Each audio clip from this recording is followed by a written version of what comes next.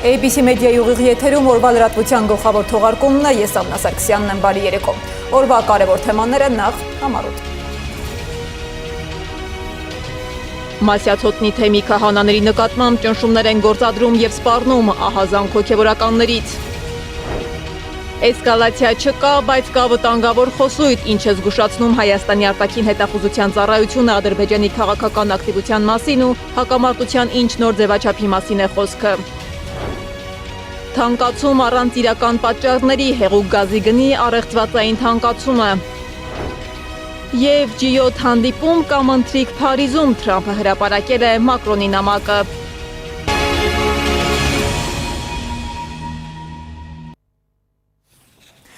Խաղաղությունը, ինչպես պարզվում է, կարող է լինել նաև մինչև ատամները զինված։ Մինչ տարածաշրջանում խոսվում է էսկալացիայի ցածր հավանականության մասին, Բաքուն ավելացնում է ռազմական բյուջեն 44%-ով։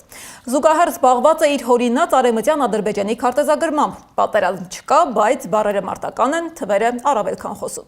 Հայաստանի արտաքին հետախուզության ծառայությունը հրապարակել է Հայաստանի արտաքին ռիսկերի վերաբերյալ 2026 թվականի զեկույցը, եւ պարզվում է, Ադրբեջանը Վաշինգտոնյան հռչակագրից հետո ոչ միայն չի նվազեցրել արևմտյան Ադրբեջանի եւ այսպես կոչված արևմտյան ադրբեջանցիների վերադարձի խոսույթներն ու դրանց ուղեկցող գործողությունները, այլև էականորեն ակտիվացրել այդ քարոզչությունը, ինչը զգալի ռիսկեր է ստեղծում տարածաշրջանային կայունության, անվտանգության եւ երկարաժամկետ խաղաղության համար։ Միևնույն ժամանակ զեկույցում նշված է, որ 2026 թվականին պետք է հասկանան նոր ձևաչափով հակամարտության հնարավորությունը Հայաստանի տարածքում, բայց այդուամենայնիվ արտաքին հետախուզության ծառայությունը Հայաստան-Ադրբեջան ռազմական էսկալացիայի վտանգ չի տեսնում։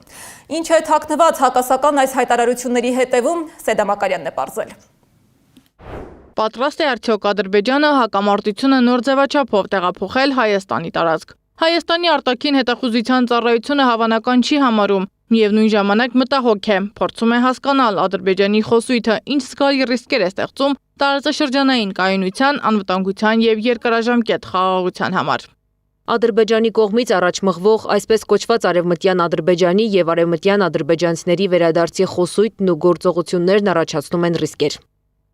Ադրբեջանն այդ թեմաները նոր ազգային գաղափարախոսություն դարձնելով մտադիր է որևէ նոր ձևաչափով հակամարտությունը տեղափոխել Հայաստանի տարածք, թե այսպես կոչված արևմտյան ադրբեջանցիների վերադարձի այս խոսույթն Ադրբեջանի արտաքին քաղաքական սակարկման եւ մասնավորապես Ղարաբաղի հայերի վերադարձի թեմային հակազդելու գործիքակազմի մաս է։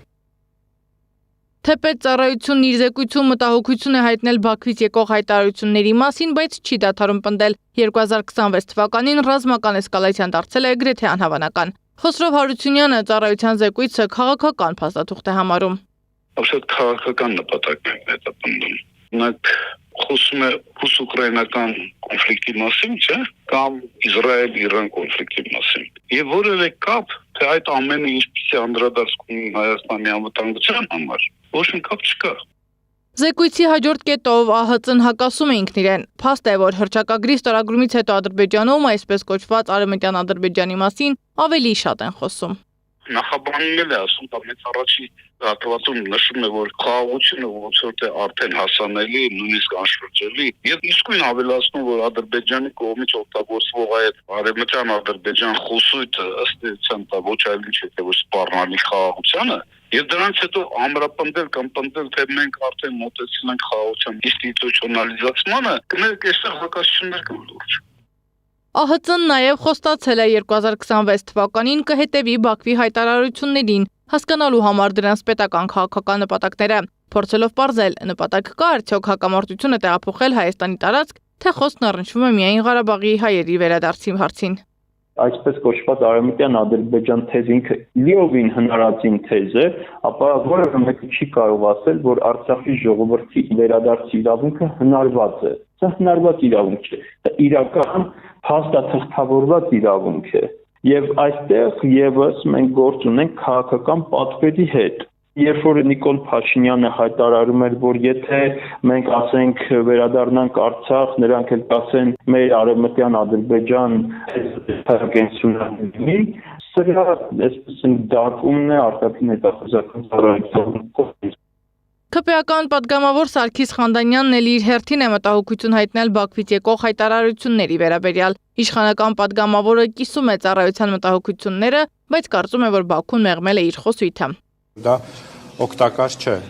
խաղաղության գործընթացի համար, հատկապես նոր իրողություններում, եւ անընդհատ այս մեսեջը տալիս ենք Ադրբեջանին, որ սա չի նպաստում այն process-ներին, որոնք հիմա տեղի են ունենում Հայաստանի եւ Ադրբեջանի միջեւ, պիտի խոստովանեմ, որ որոշ առումով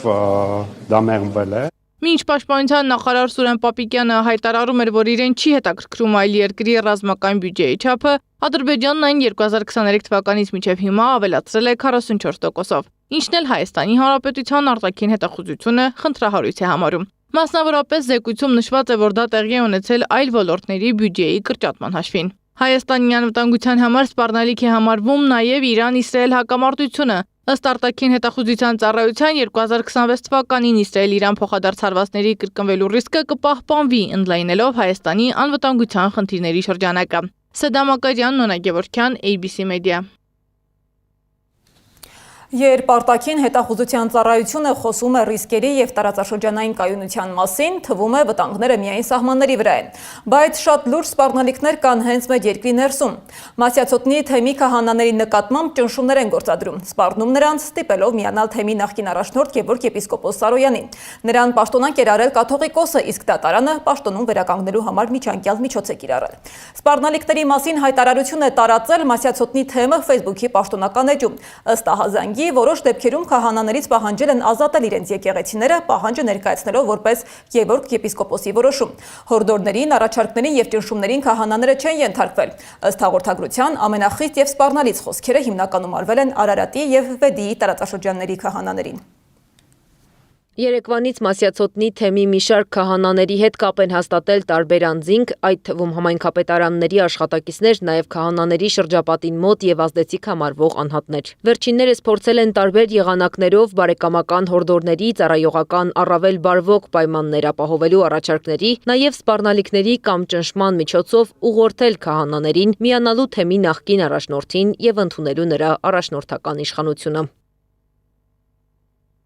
Այն, ինչ գեղեցիկ փաթեթավորմամբ ներկայացվում է այսօր, ընդհանուր առմամբ ընդամենը պատրանքային կամ ձևապաշտության դաշտից է։ Բագրատ Սրբազանը բանտից անդրադարձել է հոգևոր քաղաքակրթական ճգնաժամին։ Սրբազանի խոսքով տեղի ունեցողը չունի որևէ իրական եւ մնայուն կամ հաստատուն հիմք, հիմնավորում կամ խոր վերլուծված նպատակային բովանդակություն։ Չարիքի թիրախը մեր հոգևոր քաղաքակրթական բովանդակությունն է, մեր պատկերացումն ու տեսիլքը, որը մեր երազած հոգևոր Հայաստանի մասին է, երազող եւ երազներն իրականացնող Հայաստանի մասին է, հաղթանակների ձգտող եւ հաղթող Հայաստանի մասին է, հաշտությամբ եւ սիրող ապրող Հայաստանի մասին է, արդարությամբ եւ արդարադատությամբ Հայաստանի մասին է, որտեղ մարդը գնահատվում է ոչ թե ինչ ունենալով կամ ում ճանաչելով, այլ ով լինելով, որտեղ ամեն ինչ միտված է ծառայելու մարդուն եւ պետությանը, եւ ոչ թե մարդուն ու պետությունը ծառայեցնելու իրենց։ Եկեղեցու շուրջ զարգացումները արձագանք են ստացել նաև արտաքին քաղաքական դաշտում։ Եկեղեցու շուրջ ներքին լարվածության արձագանքել է նաև Մոսկվան։ Ռուսաստանի արտգործնախարար Սերգեյ Լավրովը տարակուսանք է հայտնել Հայաստանի իշխանության Ռուսաստանին վերագրվող հիբրիդային սպառնալիքների մասին հայտարարությունների կապակցությամբ եւ անդրադարձել հայ-առաքելական եկեղեցու շուրջ տեղի ունեցող զարգացումներին։ Լրագրողներից մեկը նշել է, որ Հայաստանի իշխանության հակաեկեղեցական արշավը մեծ մասամբ ներկայացվում է որպես Ռուսաստանից բխող հիբրիդային սպառնալիքների դեմ պայքար։ Հայտարարությունները տարակուսանք են առաջացնում։ Եվրամիության հետ մերձեցումը անհետևանք չի անցնում։ Հենց Եվրամիությունն է անընդհատ պնդում Ռուսաստանից բխող հիբրիդային սպառնալիքների մասին։ Եվրամիությունն է փող տալիս դրա համար։ Վերջերս խոսվեց 15 միլիոն եվրոյի մասին։ Կասկած չունեմ, որ Բրյուսելի բյուրոկրատիան կստիպի մեր հայ բարեկամներին հարուցել այդ տրանշի յուրաքանչյուր ցենտի համար։ Վերադառնանք ներքին քաղաքական դաշտ։ Մինչ խորհրդարանում շարունակվում է նստաշրջանը, միջանցքներում արդեն քննարկվում են հնարավոր իշխանափոխության սցենարներն ու դրանց հասնելու ճանապարհները։ Հայաստան խմբակցության падգամավոր Արմեն Ռուստամյանի խոսքով գալիք խորհրդարանական ընտրությունը պետք է վերածվի իշխանափոխության գործընթացի, իսկ այլ ճանապարհները անիմաստ են։ Որևէ մեկը, այդ թվում դաշնակցությունը, միայնակ չի կարող հաջողել իշխանափոխություն իրականացնել։ Եվ այս ընտրությունները մենք հենց այդ տրամաբանությամբ պետք է դիտենք։ Այսինքն այս ընտրությունները պետք է վերածվի իշխանափոխության գործընթացի, այլ միջոց անիմաստ է։ Դրա համար երկու պայման է պետք, որ ցանկացած ուժ կարողանա բավարարել։ Ոչ միայն ինքը հաղթահարի շեմը, որտեվ եթե չհաղթարացում այդ նշանակում է փոշիացում, այդ նշանակում է Նիկոլ Փաշինյանի օկտին մասնակցություն։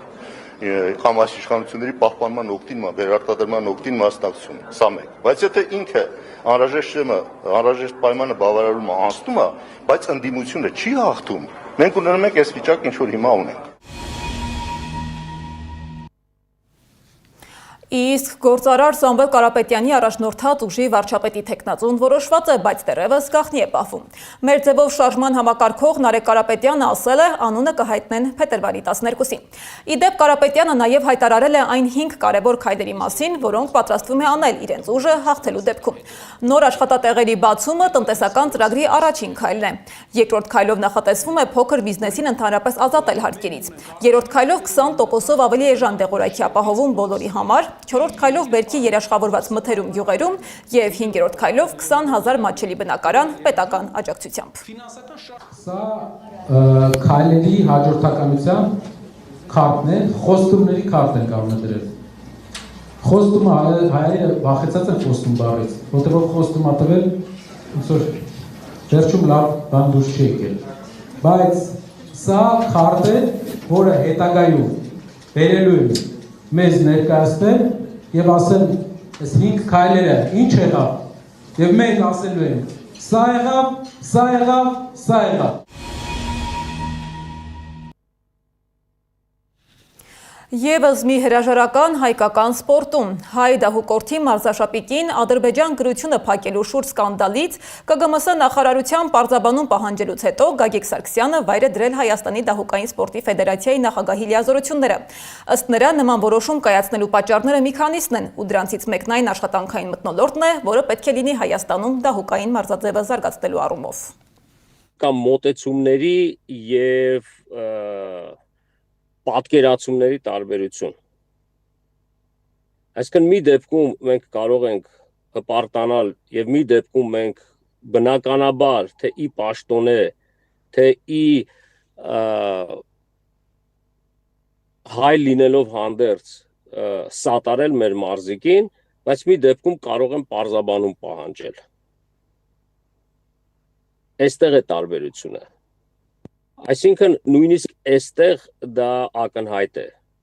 բայց դա բնականաբար չէր կարող պատճառ հանդիսանալ, որպեսզի ես իմ լիազորությունները վայր դնեմ, որովհետև եթե ես մտածեի նույնիսկ դրա մասին, որ դրա արդյունքում ես իմ լիազորությունները վայր պետքա դնեմ, չգիտեմ, դա ընդամենը, այսպես ասած, կաթիլներից մեկն է նաև։ Էլ եմ ասում, խնդիրը մտածելակերպի, պատկերացումների եւ մոտեցումների մեջ է։ Ընդհուպ եւ գլխավորապես հենց այդ հարցում։ Ողբերգական դեպք է եղել Գորիսում։ Սահնակով սահելիս անչափահաս տղաները բախվել են բետոնե արգելապատնեշին։ Հիվանդանոց տեղափոխվածներից 17-ամյա տղան մահացել է։ Բժիշկները պայքարում են մյուսի կյանքի համար։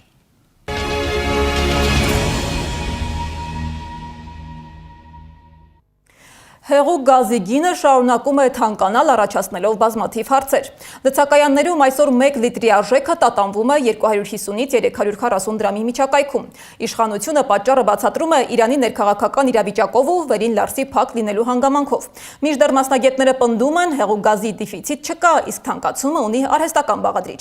Ինչու է թանկանում հեղուկ գազը, ովքեր են դրանից շահում եւ ինչ նոր ռիսկերի մասին են խոսում մասնագետները, դիտենք ռեպորտաժում։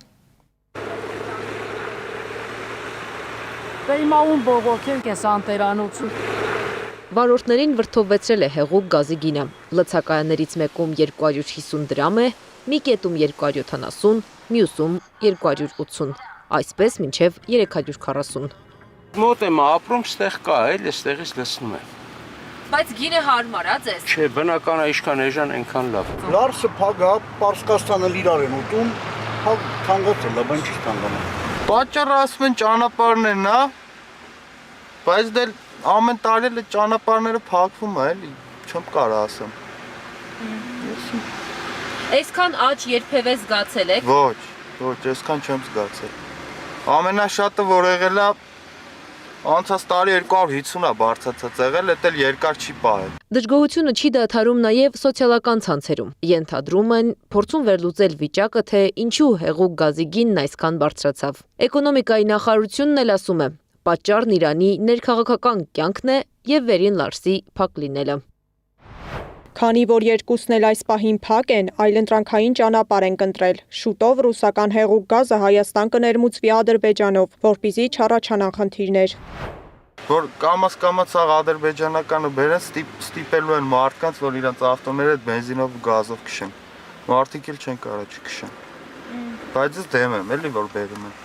Հայ տնտեսվարողները պահեստավորում են գազն անհրաժեշտ քանակությամբ, հաշվի առնելով եղանակային պայմանները Լարսում։ Իրանից ներմուծման քանակը շատ քիչ է, ինչը երկրում նման դիֆիցիտ ու թանկացում չէր կարող ստեղծել, նշում է Արմեն Մանվելյանը։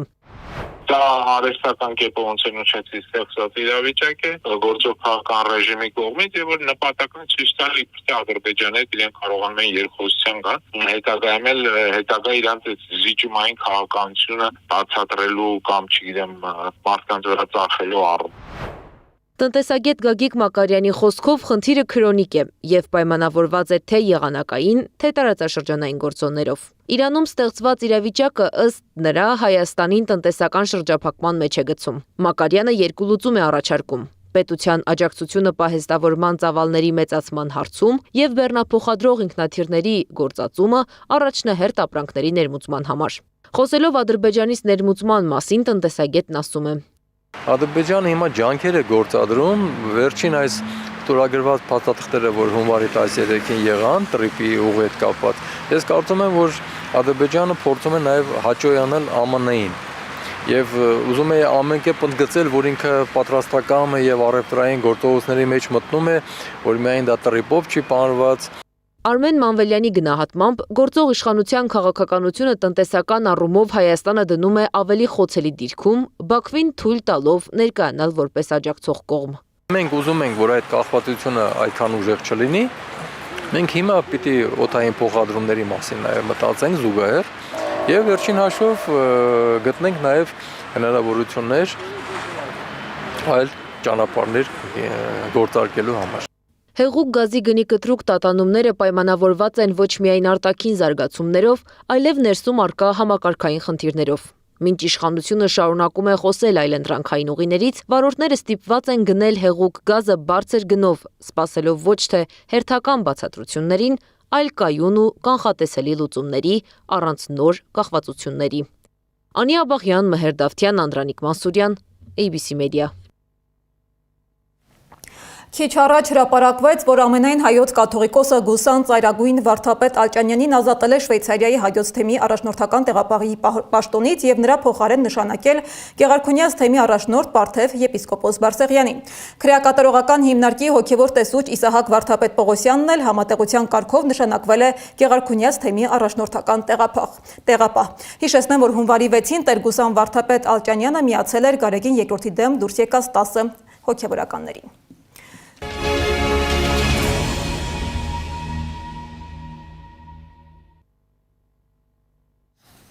Միջազգային լրահոսից։ Միացյալ Նահանգների նախագահ Դոնալդ Թրամփը թրյութի իր էջում հրապարակել է Ֆրանսիայի նախագահ Էմանուել Մակրոնի նամակը, որտեղ վերջինս անդրադարձել է միաժամանակ մի քանի զգայուն թեմայի։ Մակրոնը նշում է, որ կողմերը համակարծիք են Սիրիայի հարցում, հնարավորություններ է տեսնում Իրանի շուրջ գործակցության համար, սակայն չի հասկանում Միացյալ Նահանգների գործողությունները Գրենլանդիայի ուղղությամբ։ Ֆրանսիայի նախագահը Թրամփին առաջարկել է Դավոսում կայանալիք համաշխարհային տնտեսական ֆորումից հետո կազմակերպել G7 հանդիպում կամ հունվարի 22-ին Փարիզում ընտրիկ մի շարք երկրների ներկայացուցիչների մասնակցությամբ։ Միաժամանակ ըստ Պոլիտիկոյի եւ Բլումբերգի Մակրոնը պատրաստվում է հրաժարվել Միացյալ Նահանգների նախագահի առաջարկած խաղաղության խորհրդին միանալուց, մտահոգվելով, որ այն կարող է խաթարել ՄԱԿ-ի կառուցվածքը։ Առաջարկվող խաղաղության խորհուրդը նախատեսում է լայն լիազորություններ, բայց միևնույն ժամանակ յուրաքանչյուր անդամ պարտավոր է ներդրել $1 միլիարդ։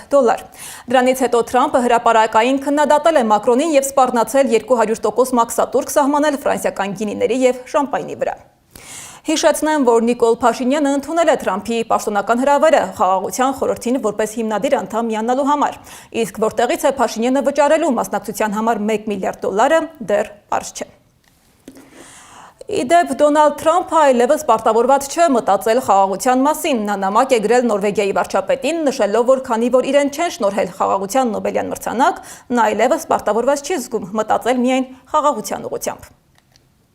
Իսկ Թուրքիան շարունակում է լուծել իր հարցերը տարածաշրջանում իր ձևով։ Երբ հրադադար է հաստատվում եւ դրա մասին համաձայնագիր է ստորագրվում, արարողությանը մասնակցում են երկու հակամարտող կողմերը։ Իսկ երբ դա լինում է կողմերից մեկի բացակայությամբ, խնդիրները լուծելու փոխարեն առաջանում են այլ հարցեր։ Սիրիայի ժամանակավոր նախագահ Ահմեդ Ալ-Շարայի ու քուրդ գեներալ Մազլում Աբդիլիի ստորագրությամբ փաստաթղթի հրապարակային ներկայացնելու արարողությանը ներկա էր միայն պաշտոնական Դամասկոսը, ով գրեց այդ հանգուցալուծման սցենարը, որ երկիրը շահեց եւ որը կորցրեց հրադադար մեկ կողմի ստորագրությամբ։ Ինչ խաղ է խաղում Թուրքիան Սիրիայում, Գառնի Մութաֆյանի ռեպորտաժում։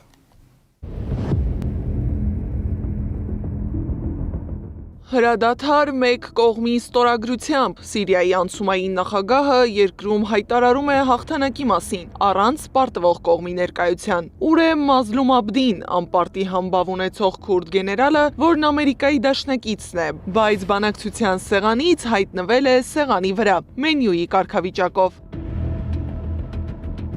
Լարված բանակցություն, մերձավոր արևելքում քարտեզներ փոխող, ժողովուրդների քաղաքական ճակատագրի մասին բացահայտ խոսող Թոմ Բարաքի, Իրաքի Քրդստանի ղեկավար Բարզանի եւ Սիրիայում քրդերի առաջնորդ գեներալ Մազլում Աբդիի միջև։ Ամերիկացի բանագնացը Թուրքիայում ԱՄՆ դեսպան Թոմ Բարաքը հանդարտ է, ժպտադեմ։ Ամերիկյան օրակարգը կարծես վերափոխվել է։ 2015-ից իսլամական պետության դեմ պայքարում 15000 զոհ տված քրդերի պետությունն ունենալու երազանքը կարգության սեղանին է, քրդերը խաբված են զգում։ Այս հանդիպումը հենց, որի պատկերը մենք տեսնում ենք, կուլմինացիան էր եւ քրդական ուժերի պարտադրված կամ դե ֆակտո կապիտուլյացիայի, դիվանագիտական կապիտուլյացիայի եւ ռազմի դաշտում զորքերը հետ քաշելու ամերիկյան հանձնարարականների վերաբերյալ ժողովներ, մերձավոր արևելքում Միացյալ Նահանգների հատուկ բանականաց Թոմ Բարաքը, որը Թրամփի ադմինիստրացիայի ամենաառանցքային դերակատարներից է մերձավոր արևելքում եւ իր քաղաքական մեսիջինգով է ընդհանրապես պայմանավորված Սիրիայում, Լիբանանում, Իրաքում, Թուրքիայի շարժերի հնարավոր սահմանափակումները կամ քրդական հարցի ընդլայնումը։ Հայտարարված հրադադարի մասին մոտեցումները տարբեր են եւ ոչ միարժեք։ Ինչ է հայտարարել Դամասկոսը։ Սիրիայի դեմոկրատական ուժերը կինտեգրվեն սիրիական բանակին, գոյություն չեն ունենա որպես առանձին միավոր։ Պետությունը կմտնի խմբավորման կողմից վերահսկվող բոլոր 3 նահանգներ՝ Ռաքքա, Դերզոր, Հասակա։ Քոբանիում եւ սահմանի երկայնքով գտնվող մյուս տարածքներում կտեղակայվեն միայն ներքին ուժեր։ Բնական պաշարների եւ սահմանային անցակետերի վերահսկողությունը կանցնի Դամասկոսին։ Քրդական ուժերը գրեթե ամբողջությամբ նահանջել են Եփրատի արևելյան տարածքներից, որտեղ ամերիկյան հովանավորությամբ իշխում էին ավելի քան 1 տասնամյակ։ Պահանջն ըստ փորձագետների չի ձևավորվել Դամասկոսում, այլ Վաշինգտոնում եւ Անկարայում։ Շահեկան դուրս եկավ Թուրքիան, շահեկան դուրս եկավ այս պայդրությամբ Միացյալ Նահանգների օրակարգը, այստեղ ենթադրում եմ, որ կա հստակ պայմանավորվածություն Թել Ավիվի եւ Անկարայի միջև, միջնորդավորված Միացյալ Նահանգներով, որ Սիրիայի հյուսիսում թուրքական ազդեցությունը ավելացնելու կամ դոմինանտ դարձնելու դիմաց Իսրայելը ձեռք է բերում հեգեմոնիկ ազդեցություն նվազագույնը Սիրիայի հարավային շրջանում, այսինքն Դարայի եւ Սուեդայի եւ Քունեյթիրայի մարզերի շրջանների նկատմամբ։ Արաբագետ Արմեն Պետրոսյանը նշում է, որ Սիրիայում հրադադարի հաստատմանը նպաստել են երկրի ներսում, տարածաշրջանում եւ աշխարհում արագ փոփոխվող իրադարձությունները։ Սիրիայում տեղնեցած իշխանապողությունը, դրա հետ կապված արտաքին գործոնները, այսինքն Իրանի, Ռուսաստանի դիրքերի ըստեյության էականորեն թույլատում Միացյալ Նահանգների քաղաքականությունը նոր կառավարության հետ, որը որ շատ կարևոր է Թուրքիայի ազդեցությունը Սիրիայում։ Մոտ 10 օր հետ գնանք ու խնդիրը դիտարկենք հետհայաց։ Արևելագետ Ապրես Զոհրաբյանն առաջարկում է հասկանալ, ինչու լարվեցին Սիրիայի բանակի ու քուրդ զինյալների հարաբերությունները, երբ դեռ 2024-ի մարտից կար պայմանավորվածություն չխախտել Սիրիայի տարածքային ամբողջությունը։ Այդ լայնածավալ հարձակման ժամանակ այդտեղ մոտավորապես 200 կիլոմետր ճակատամ Սիրիայի ժամանակավոր կառավարությանը հաջողվեց նաև դեմոկրատական ուժերի արաբ մարտիկների դավաճանության հետևանքով գրավել մեծ տարածքներ, մոտավորապես 30,000 քառակուսի կիլոմետր, կարող մի քիչ ավել, մի քիչ պակաս։ Կդառնա այս համաձայնությունը անկյունաքարային Սիրիայի ինքնիշխանության վերականգնման ճանապարհին ժամանակը ցույց կտա։ Արևելագետը միաժամանակ համարում է, որ այս փաստաթուղթը նաև Անկարայի հաջողությունն է, որով Թուրքիան իր համար լուծեց կենսական խնդիր։ Թուրքիան ոչ միայն ինքն է աջակցել Թուրքիայի քաղաքականությունը եւ Թուրքիայի քայլերը նպաստել են, որպեսզի Միացյալ Նահանգները այս հարցին ավելի կառուցողական մոտեցում ունենա, ցուցաբերի եւ որպեսզի Միացյալ Նահանգների նաև ազդեցություն լինի քրդերի մեկ այլ հովանավորի Իսրայելի դիրքավորման վրա եւ այլն։ Այսինքն Թուրքիան ըստ էության իր համար կենսական խնդիր է լուծել։ Քրդերը Սիրիայում միատար չեն։ Մազլում Աբդիի հայտարարությունը չգնալ ներսիրիական բախումների, այդքան էլ միարժեք չի ընկալվել քրդական զինյալ եւ ռազմաքաղաքական խմբավորումների շրջանում։ Քրդական մյուս ազդեցիկ խմբերը կփակեն արդյոք զինյալ բախման էջը թե ոչ, կախված է ամերիկյան ռազմավարության առաջնահերթությունից եւ ներքրդական հնարավոր կոնսենսուսից կամ պառակտումից։ Նրանց համար էլ շատ դժվար ընդունել այդ կապիտուլյացիոն պայմանագիրը, հատկապես որ հիմա մենք ըստ էության տեղի աչքին գործ ունենք քուրդ արաբական փոխադարձ ատելության հիմքով բախումների վրա, որը նաև որոշ մասով տեղափոխվել է նաև Իրաքյան Քուրդիստանի տարածք։ Համաձայնագիրն ստորագրված է։ Դաշտում Սիրիայի բանակն է, քուրդ զինյալներին էլ ստիպել են վերադառնալ զորանոց, զորացրվել կամ ինտեգրվել սիրիական բանակին, այն բանակին, որը Ռաքքայի բանտերից ազատ է արձակել իսլամական պետությանը հարող 3000 զինյալի։ Ինչպես է Վաշինգտոնը պատկերացնում վիճակի հսկողությունը, կկարողանա Սիրիայի բանակը զսպել իսլամական արմատական այս խմբերի գործունեությունն առանց քուրդ ղեկավարության։ Հարցեր ու հարցադրումներ, որոնք բարձրացնում են փորձագետները եւ որոնք չունեն միարժեք պատասխաններ։ Գարի Մութաֆյան, Գեգամ Ղազարյան, ABC Media։ Այս ժամի համար առանձնացրել էինք այսքանը, շարունակեք հետևել մեր հրապարակումներին, բայց չթողնելու համար ամենակարևոր ու թարմ լուրերը։ ABC լուրերի հաջորդ թողարկումը ժամը 21-ին է։